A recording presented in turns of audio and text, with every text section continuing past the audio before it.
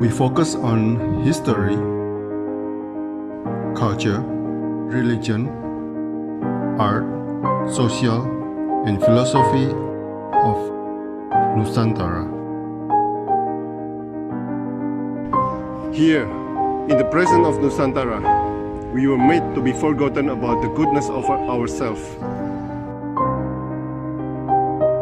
Because negativity seems to be more interesting for us. Now, I'm Sutoyo Raharto and friends assist you to remind you, to awaken you that we still can find the gems of Nusantara. They are the great sights of Nusantara.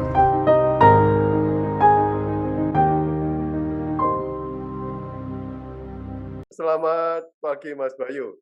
Selamat pagi Pak Sutoyo Raharto. Ini di rumah ini? Ini di rumah saya Pak. Ya. Waduh, luar biasa, masih kayu semua. Di mana? Ini di daerah Cewon, Bantul, Kasihan. Oh, ya. Wow, adem ya? Kalau sini ya lumayan panas kalau siang, tapi ya karena sebetulnya kan musimnya musim kemarau, kalau malam tetap dingin seharusnya cuacanya. Tapi untuk 2 hari ini kok kelihatannya panas kalau siang. Tapi kemarin 2 hari yang lalu itu hujan. Sebetulnya hujan yang salah karena Juni itu sebetulnya Juli, Agustus adalah musim kemarau. Ya. Iya, loh. Rumah kayu begini, wah asik banget. Ada nyamuk? Ada nyamuk. Oh, lah terus ya. Gimana nganunya? Biasanya saya secara natural biasanya membakar apa itu baygon, atau kalau nggak paling sering saya itu membakar dupo. Selain wangi juga bisa mengusir nyamuk. Atasnya apa, Mas Bayu? Atasnya tetap kayu, namun gentengnya genteng yang genteng biasa. Genteng ini yang merah itu? Genteng merah. Oh, nggak ada itu atapnya berarti ya? Genteng terus langsung bukaan gitu ya? Iya. Tapi sebetulnya kalau yang rumah saya yang di desa itu ada apa? Kalau ternit zaman dahulu kan terbuat dari anyaman bambu-bambu. Nah, itu yang dinamakan empyak, itu biasanya akan lebih teduh. Iya. Oh, kalau ini nggak ada ternitnya? Ini tidak ada, cuma ya semi model sekarang kalau ini, Pak. Oh. Iya.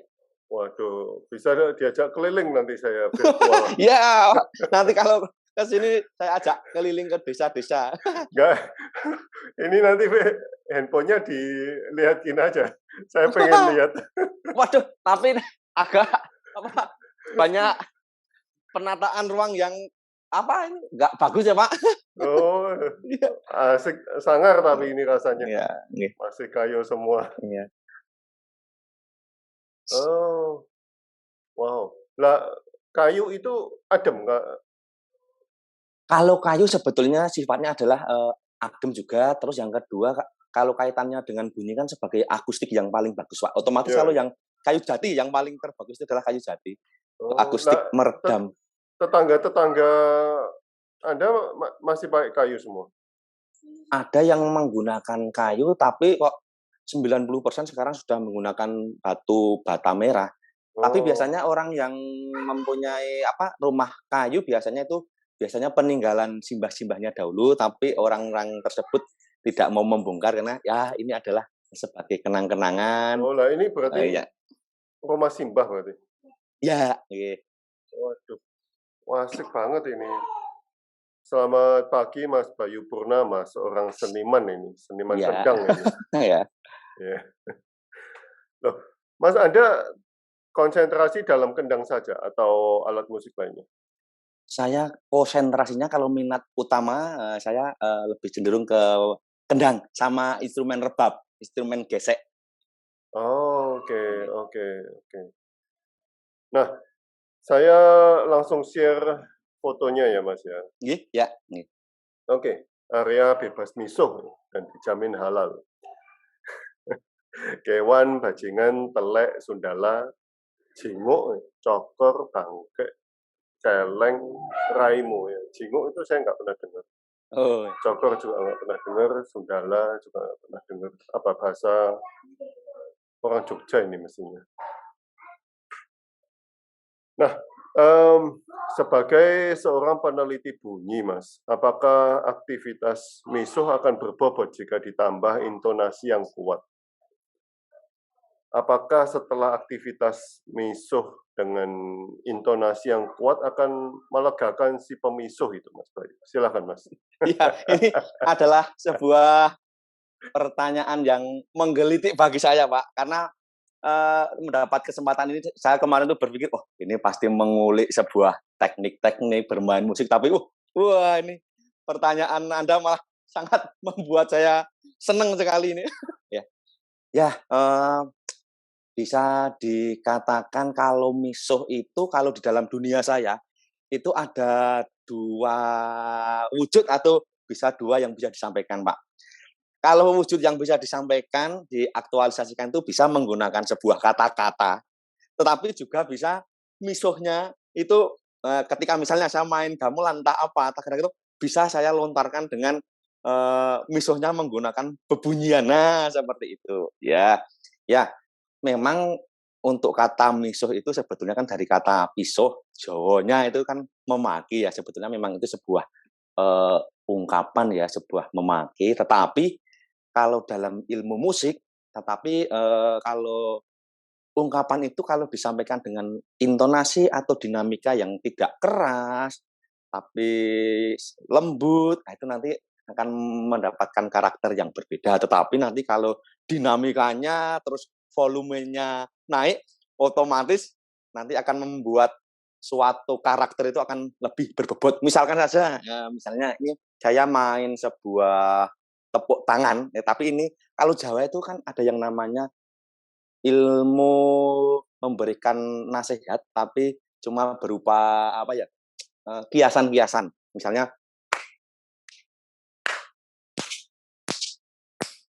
wah ini sebuah visuan di dalam hati itu sebetulnya berontak, "Ayo toh, ketukannya sekian ini," ya. Nah, ini sebetulnya dalam hati saya misuk, "Ayo, ketukannya sekian ini." Ya, ini sebuah ungkapan, biasanya ini dilakukan ketika suatu pagelaran pentas.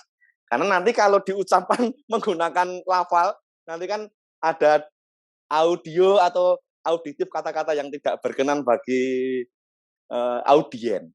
Tapi kalau dalam proses biasanya mohon maaf ya, misalnya, karena setiap daerah itu mempunyai umpatan yang berbeda-beda. Misalnya saya sedang, main apa ya, suling atau apa, tetapi salah satu vokalis itu tidak mendengarkan kata-katanya, "Matane!" Wah, misalnya seperti itu, "Dah Cuk, ayo!" Wah, seperti itu. Itu kalau berbobot diberikan dinamika yang keras, intonasi yang tinggi, itu akan melegakan seorang pemisuh itu sendiri. Tapi sebetulnya itu adalah ungkapan anu kok, Pak, kalau dari saya seniman sendiri, itu bukan bulian bagi seorang seniman, tapi kadang memang ada penerimaan dari seseorang tertentu, "Wah ini aku, dibully atau ini saya dianggap dimaki." Tapi kalau di kalangan, heeh, seniman-seniman itu biasanya misuh itu sudah hal yang biasa, karena mungkin ada salah satu teman yang tidak hafal, dengan cara memberikan apa, nasihatnya atau memberikan kode-kode tertentu memang harus ada kata misuh, entah itu yang diaktualisasikan menggunakan bebunyian tertentu, atau mungkin kalau orang yang kadar emosionalnya tinggi langsung otomatis walaupun pentas tetap, "Apa nih?" Nah gitu, seperti itu. Misalnya, buah cikur," ya seperti itu. Jadi berbobot dan tidaknya itu tergantung dengan dinamika dinamikanya, terus tinggi rendah, intonasinya, nada. Nah, misalnya kalau, "Oh, ra ngematke," tapi, "Woh, ra ngematke notasine." Nah, itu berarti ada sebuah seruan untuk menasehati. Nah, seperti itu, Pak. Oke, ini menarik sekali. Karena oke, kalau di banyak tulisan akademisi kan mengatakan bahwa gamelan itu pemersatu, gamelan itu, mmm, apa, harmoni, ya. Iya. musik yang membuat harmoni, kesatuan. Ternyata di sela-sela itu ada miso-misonya juga ya, Mas? Ada, Ada. eee, tetap ada pisuh-pisuhannya itu, tapi kalau biasanya kalau orang yang sudah tua, kalau saya kan, golongannya termasuk orang yang apa ya, sedang, tapi kalau orang yang sudah tua biasanya kalau miso itu biasanya cuma disembunyikan, misalnya cuma pisuhannya itu lewat apa, gerak-gerik tubuh. Misalnya cuma matanya melotot gini, biasanya kalau orang yang sudah tanggap, tanggap itu sudah, "Oh, aku keliru." Tapi kalau orang yang tidak bisa mengontrol ya biasanya langsung keluar umpatan. Biasanya kalau di dalam, eee, dunia saya itu biasanya karena kaitannya dengan notasi biasanya cuma apa, tentang mata, kalau apa, menguat matane atau mungkin kuping karena kaitannya dengan gaya auditif toh, "Wow, orang rumah, oh tidak mendengarkan." Kalau kaitannya dengan visual biasanya harus membaca notasi yang bar satu kok tiba-tiba dia sudah loncat ke bar 8 itu matane ra nggo ngemati, ya biasanya seperti itu. Iya. Ini lebih gamelan lebih ke sehari-harian I iya. bukan gamelan yang tulisan akademisi saja. Iya, ini malah saya tertarik dengan apa pertanyaan panjenengan, misuh adalah bagian dari suatu seni karawitan itu mungkin besok bisa saya tularkan kepada murid-murid saya, anak cucu saya, wah ini harus ada sebuah umpatan biar menjadi motivasi. Apalagi kalau untuk anak sekarang kalau tidak dibisu itu tidak tahu, Pak. Harus cuma diperlihatkan saja dipelototi gini, malah ngopo kayak mau cicil, apa kamu lihat? Nah, harus dipisui, hidup misok berarti itu. Iya. Loh, nah ini mungkin perlu saya tanyakan ke Ibu Jody Diamond juga. Apakah kalau di dunia gamelan, di bule, Amerika, Eropa, apakah ada misuan juga? Ya, Sedangkan mereka menganggap gamelan itu sebuah yang sakral sekali kan. yang adiluhung ya, Pak. Tapi bagi saya miso itu bagian dari bunyi juga kok ya, Pak. Bagian aktualisasi. Ya, Nah, ya, kan pasti ada begitu, tetapi nggak tahu ya, ya ini perlu ditanyakan ke ya. ahli-ahli gamelan orang bule ini. Karena ini kan lebih kenyataan, lebih realita. Nah, oke, oke, sudah ganti ya? Sudah, Oke. aman, Pak. Mampir sejenak mengabadikan karya cipta Sang Karsa, sungguh elok penciptaanmu. Nah, apakah karya cipta ini mempengaruhi pembelajaran Anda dalam bunyi? Silakan. Ya, Pak. Ini sebetulnya saya mendapatkan momen ini itu dulu waktu saya setelah ada pementasan wayang kulit di daerah Purworejo. Itu tepatnya itu adalah sebetulnya itu di jembatan Sungai Progo, tapi saya mengambilnya itu, dari sisi yang Sungai Progo yang jembatan paling terbesar, itu adalah, sebelah utaranya. Itu waktu, eee, pagi hari. Nah, itu saya itu dulu tertarik dari visual tersebut karena saya mempunyai statement. Ya, mohon maaf bagi untuk komposer-komposer, komponis-komponis, utamanya yang karawitan untuk era-era sekarang itu kan kebanyakannya kalau mengaktualisasikan karya itu biasanya itu kecenderungannya arahnya ke arah asmara-asmara, putus cinta, terus nanti apa, sedang gandrung dengan siapa. Nah, tapi saya dalam keyakinan saya, kenapa toh kok anak muda kok selalu mengaktualisasikan kasmaran-kasmaran cinta dan sebagainya, tetapi kenapa tidak, ini ada momen kok bagus sekali, apakah ini tidak bisa menjadi sebuah karya? Terus saya kan, ya tetap saya walaupun orang saya kan orang Jawa, saya tetap mengugemi ada yang namanya kalau bahasanya menteranya ada avatar itu, ada 4 unsur, ada api, bumi, tanah, air, nah seperti itu. Saya melihat momen itu, ini kalau saya amati ada unsur air, ketenangan air, terus ada pergerakan udara, terus ada cahaya matahari itu wujud, dari sebuah apa, gelombang apa ya, api seperti itu. Ini berarti termasuk unsur avatar. Wah, ini bisa saya jadikan sebuah karya. Setelah itu saya, baca-baca lagi yang berkaitan dengan ilmu Hastobroto, oh ternyata tidak hanya avatar, ternyata ada bulan, ada bintang dan sebagainya. Makanya saya langsung mengaplikasikan momen tersebut saya abadikan untuk sebuah dokumentasi. Ini ketenangan air, terus pergerakan udara, terus kilauan-kilauan cahaya. Wah, ini bisa saya jadikan sebuah karya yang saya akuasikan dengan bunyi sekaligus saya perindah dengan syair-syair yang berkaitan dengan air, dengan udara, bulan, bintang dan sebagainya. Seperti itu, Pak. Wow, wow. Jadi diaktualisasikan lewat alam ini. Ya, nggih. Ya, ya, ya. Nah, selanjutnya Mas, ngilmu iku kelakone laku ya. Apakah ngilmu bunyi bisa merubah kelakuan seseorang, Mas Bayu? Dikatakan beberapa narasumber yang dari Eropa, mereka mengakui gamelan bisa menyembuhkan penyakit yang di tubuh mereka. Nah, kalau Anda apakah ada punya pengalaman seperti ini? Silakan. Iya, Pak. Ngelmu iku kelakone kanthi laku itu saya mengambil dari tembang pocong karena itu sebagai motivasi saya karena sebuah ilmu apa saja itu memang harus kita cari menggunakan laku. Kalau seorang anak ya harus belajar, kalau mau pintar memasak ya harus mengolah bumbu dan sebagainya. Nah, itu saya mengambil itu. Nah, kaitannya dengan bunyi, eee, bunyi itu sendiri bagi saya akan mempengaruhi karakter, Pak. Semisal, ketika orang yang lemah lembut, cara bicaranya itu otomatis karakternya juga misalnya kalau main musik, otomatis pasti memilih instrumen-instrumen yang halus. Terus, nanti ketika orang tidak suka musik, tidak bisa main musik, tetapi mohon maaf kebiasaannya suka musik-musik yang mempunyai intonasi tinggi, misalnya rock dan sebagainya, itu akan mempengaruhi karakter. Otomatis karakternya orang itu, kepribadiannya, pasti akan bisa dilihat dari bebunyian yang bisa disampaikan dari seseorang tersebut. Kesukaannya mendengarkan lagu apa, terus gaya bicaranya seperti apa. Nah, itu akan bisa mendapatkan ilmu dari, ini berarti orang ini seperti ini.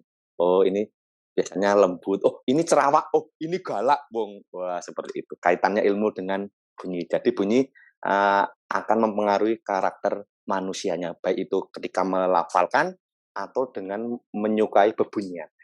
Terus tadi panjenengan mengutarakan Pengalaman. apakah pengalaman bunyi itu bisa menyembuhkan berbagai penyakit khususnya untuk gamelan.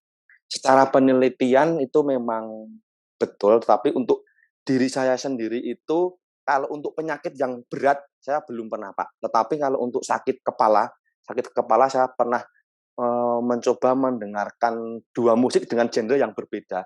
Yang satu itu adalah musik orkestra barat, simfoni itu Beethoven, yang satu adalah uyon-uyon, tapi saya nikmati dengan sedemikian rupa, kira-kira 15 sampai 20 menit kepala saya itu agak agak bisa mendingan. Jadi terus saya bisa memberikan statement bahwa sebetulnya di dalam tubuh manusia itu perlu harmonisasi bunyi juga. Jadi penyakit itu kadang juga mungkin datangnya tidak dari mungkin sesuatu hal yang berkaitan di luar non teknis bunyi, tapi juga kalau bunyi itu bisa selaras, serasi, seimbang, harmoni, itu akan bisa menyembuhkan suatu penyakit. Tetapi dalam tanda kutip ya, kalau penyakitnya mungkin penyakit yang berat mungkin ya tidak bisa. Tetapi sebuah keyakinan itu bagi saya kalau diyakini terus menerus itu akan menjadi sebuah doa. Contoh saja misalnya, mohon maaf ini agak flashback. Ini kan termasuk bunyi. Di dalam hati saya kemarin, Pak Sutoyo itu saya sering memantau di Instagram tuh. Wah, eee, dalam hati saya berbunyi, "Wah, kok ini teman-teman bisa masuk ke ranah sini ya?" 2 hari kemudian panjenengan lewat Instagram itu masuk, loh loh, kata hati saya, bunyi hati saya yang berdetak ternyata menjadi sebuah doa. Berarti bebunyian entah gamelan kalau dibunyikan dengan selaras, serasi, seimbang, harmoni itu akan menyembuhkan penyakit, entah penyakit hati. Kalau kita yakini nanti penyakit apapun itu bisa walaupun bagi saya walaupun tidak bisa memaksimalkan tapi paling tidak bisa meminimalisir. Seharusnya 100% mungkin bisa di 80%, nanti yang 80% mungkin dari obat biotik atau antibiotik. Seperti itu, Pak. Nah, Mas, Anda masang Beethoven dan apa tadi? Uyon-uyon klasik. Uyon-uyon klasik itu Ya. bersamaan.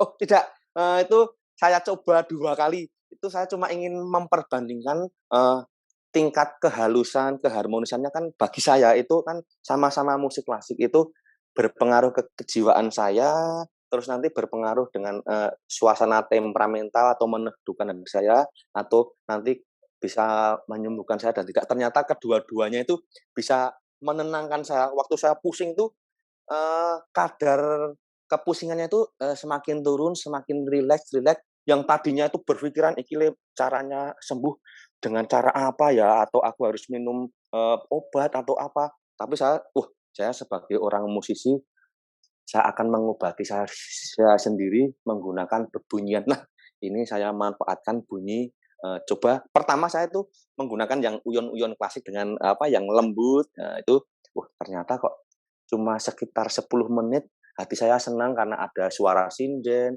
ada suara instrumen rebab, ternyata membuat hati saya teduh, ternyata, pusing tadi hilang, ternyata bisa meminimalisir. Nah, terus pada tahap berikutnya, itu saya menggunakan yang, Beethoven, yang simfoni barat, ternyata juga bisa, tapi saya membutuhkan waktu yang cukup lama karena bukan disiplin ilmu saya, tapi saya pahami, ternyata semua mempunyai kadar keilmuan masing-masing, harmonisasi masing-masing.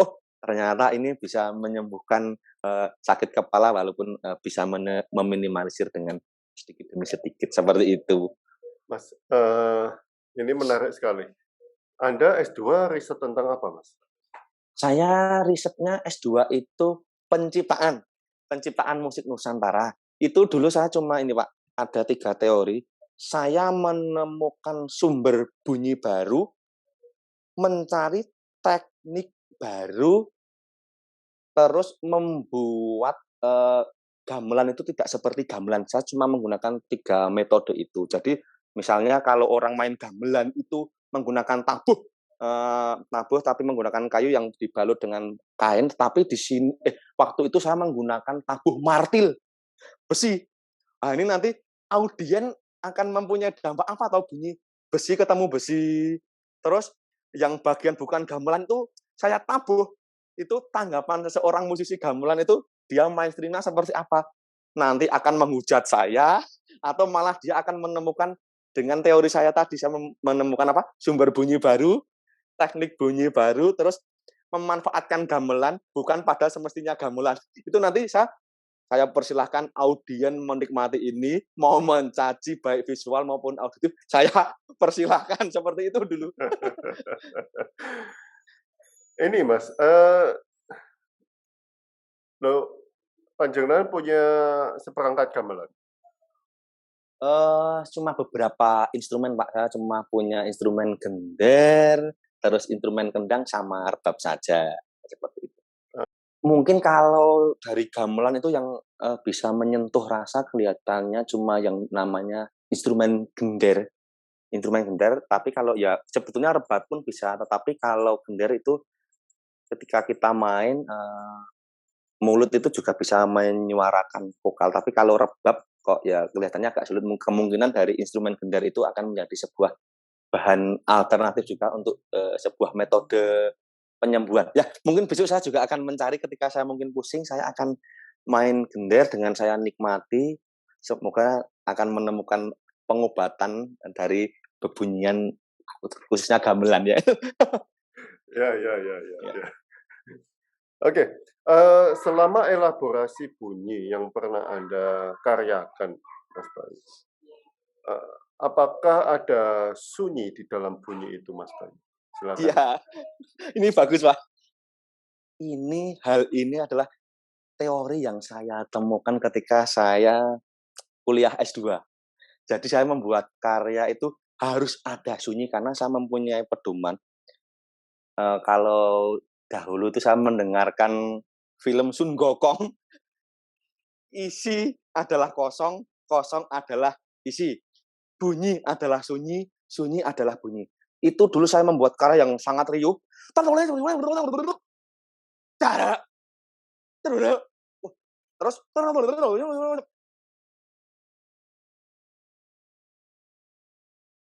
Nah, ternyata, di dalam kesunyian itu menemukan, oh ternyata ini sebetulnya bunyi itu adalah sunyi itu sendiri. Makanya itu ada beberapa part yang memang saya kosongi karena saya menemukan teori itu, kosong adalah isi, isi adalah kosong. Oh berarti bunyi adalah sunyi, sunyi adalah bunyi. Ah, ini saya terapkan di dalam apa, cipta karya saya.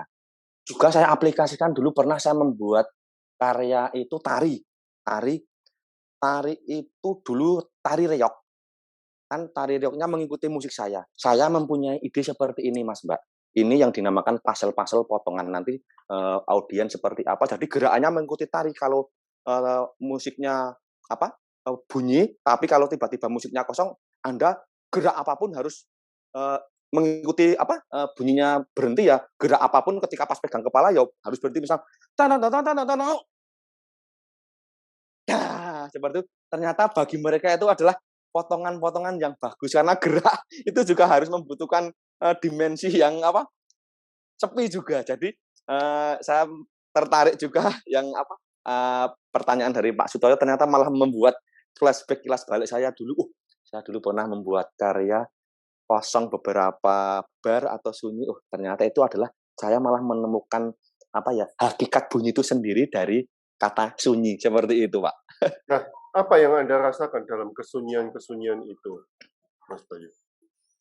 Ketika saya memberikan sebuah kesunyian, untuk bagi saya itu akan memberikan dampak titik fokus yang lebih, Pak. Terutama fokusnya, mungkin mungkin ya, bukan saya, mungkin teman-teman yang lain, mungkin audien. Nanti akan terdengar fokus yang berada di dalam bunyi tubuh manusia sendiri itu. Nafas dan detak jantung. Dari nafas dan detak jantung itu akan memfokuskan ke dalam ruang imajinasi dan penalaran, ini ada maksud apa, ini ada konteks atau isi apa yang disampaikan dari, konteks bunyi sendiri. Jadi, sunyi itu akan membawa titik fokus, bunyi itu sendiri. Misalnya tadi habis ada musik pelan,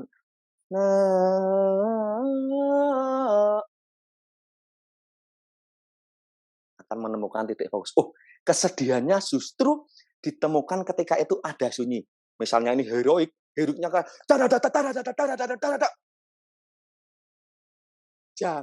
nah, pencarian heroiknya itu ketika malah sunyi itu ada. Jadi kalau bunyi terus, tingkat heroiknya tidak ada kalau tidak ada sebuah kesunyian atau kehampaan. Seperti itu, Pak. Oh, wow. Ini perlu saya telaah lagi nih. Iya. Wow. Berarti ini memang sunyi yang letter lock ya? Sunyi yang Ya. benar-benar dihentikan itu ya? Iya, bunyi yang benar-benar Ya, dihentikan. bunyi yang Ya, dihentikan ya? Ya. Nah, itu nanti malah mengandung konten atau mengandung isi yang lebih. Bagi saya itu malah mengandung konten yang lebih. Oh, wow, menarik sekali, menarik sekali. Wow. Coba saya pikir lagi, Ya. Mas Bayu. Ini sangat dalam sekali. Ya, ya Oke. karena saya Ya. menemukan apa tadi? Ada teori, ya itu saya dulu melihat film Sugokong, isi adalah kosong, kosong adalah isi. Nah, seperti itu. Berarti bunyi adalah sunyi, sunyi adalah bunyi. Jadi kalau saya berkarya main musik terus tanpa henti, otomatis pendengaran seseorang, perasaan seseorang itu mungkin akan gelisah, akan gundah. Tetapi kalau ada diberi 1 detik atau beberapa detik kosong, itu akan membuat daya imajiner, daya rasa orang itu akan lebih apa ya, akan lebih bisa menyerap apa itu esensi bunyi dan sebagainya, seperti itu, Pak. Oh, amazing. Coba saya pikir-pikir lagi, Mas Bayu. Iya. Dalam sekali ini. Saya malah menemukan teori, Pak. Menemukan teori ini. Apa? Barusan dari pembicaraan ini saya itu malah menemukan sebuah teori. Bentar. Ya, monggo. Ya.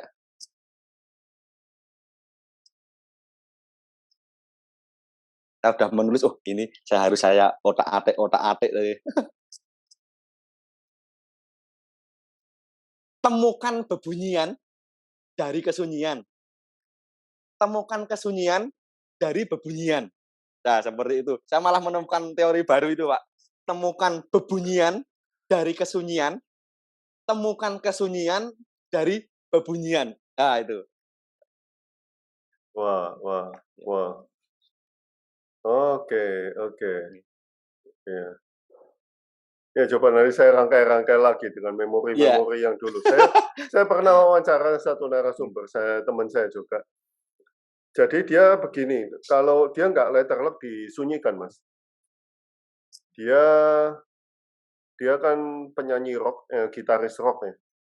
Waktu manggung itu langsung sunyi semua, Mas. Walaupun sedang Hmm. sedang bermain musik, yang sekencang-kencangnya dia merasakan kesunyian itu gitu.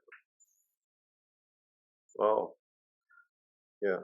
Berarti ada tingkatan-tingkatan sunyi dan bunyi itu. Iya, oh iya. Iya. Iya. Iya. Wah, Kadang saya juga berpengalaman seperti ini, Pak. Ketika kita main karawitan, ya mohon maaf ya, kalau di dalam karawitan itu ada yang sebuah gending yang disajikan itu tanpa berhenti.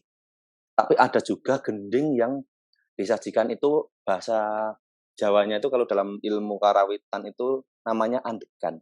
Nah itu bagi saya gending itu akan lebih berbobot jika kalau ada andekan. Itu dari saya sendiri mungkin dari praktisi seniman karawitan yang lain mungkin ada statement yang lain, tapi kalau saya gending itu akan lebih berarti kalau gending itu digarap ada satu titik misalnya dari buko intro sampai finish, buko sampai suwuk bahasanya dalam karawitan itu di tengah-tengah itu memang harus ada jeda berhenti, jadi memberikan ruang ekspresi bagi audien, pemaknaan yang lebih di antara misalnya sekian fase ini memang harus ada tengah-tengah yang harus berhenti, berarti ini ada fase-fase istirahat kosong, nah ini nanti akan menemukan hakikat itu sendiri dari bunyi. Itu pengalaman dari saya itu akan memberikan nilai estetis sendiri bagi saya, Pak, itu. berapa lama biasanya itu? Biasanya andekan itu kurang lebih sekitar 2 sampai 3 menit itu biasanya cuma dilantunkan, ada jeda dari vokalis cewek atau vokalis cowok, itu sebuah mau copat atau apa, itu cuma sebagai jeda. Itu malah menariknya seperti itu, karena dari A sampai Z itu terdengar suara, misalnya suara siter, saron, gunang, dan sebagainya, tiba-tiba kok berhenti, terus ada suara lantunan tembang mocopat, misalnya ngelmu iku kelakone dan bla bla bla. Ternyata malah wah, menarik sekali, yang tadinya bunyinya itu rampak, terus ada nuansa musik petik, pukul dan sebagainya, kok tiba-tiba berhenti, ada satu fokus cuma suara dari suara manusia. Wah, ini adalah hakikat bunyinya, ini yang kompleks seperti itu. Oh, oh. Terima kasih Mas Bayu Iya, Pak, atas ya. waktunya, atas sharing-nya ini Iya, sangat luar iya. biasa.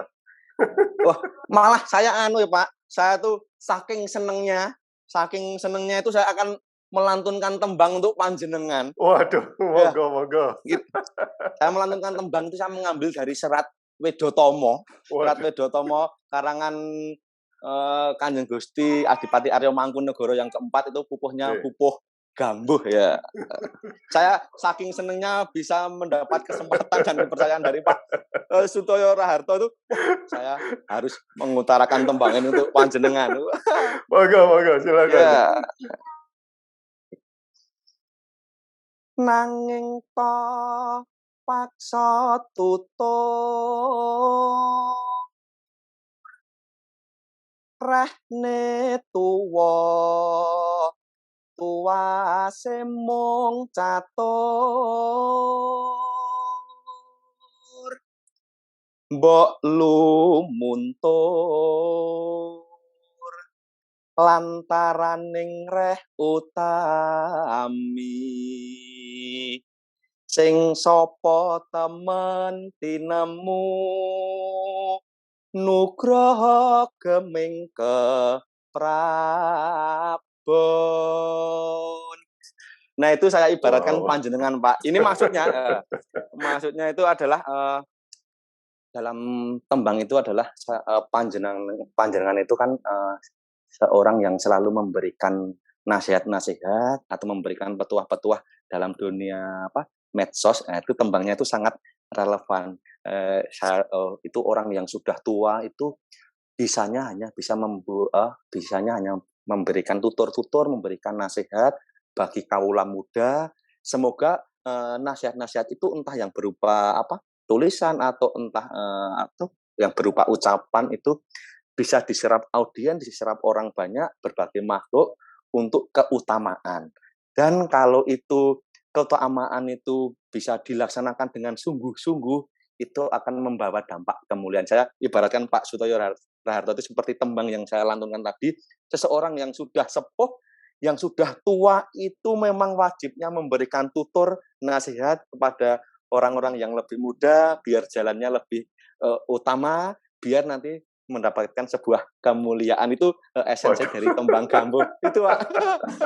Nanti tolong kasih tembangnya, saya nanti post ke Oh ya, Instagram siap, Pak. sama artinya. Ya, nggih. Oke, terima Nggih. kasih Mas Bayu Ya, atas waktunya. Kita harus jumpa sama-sama, ini di Pak. rumah kayu Ya, ini. nggih, rahayu, Pak. Iya, rayu, rayu, rayu. Nggih. Oke, terima kasih Pak Nggih. Pol, Pak Sugiono.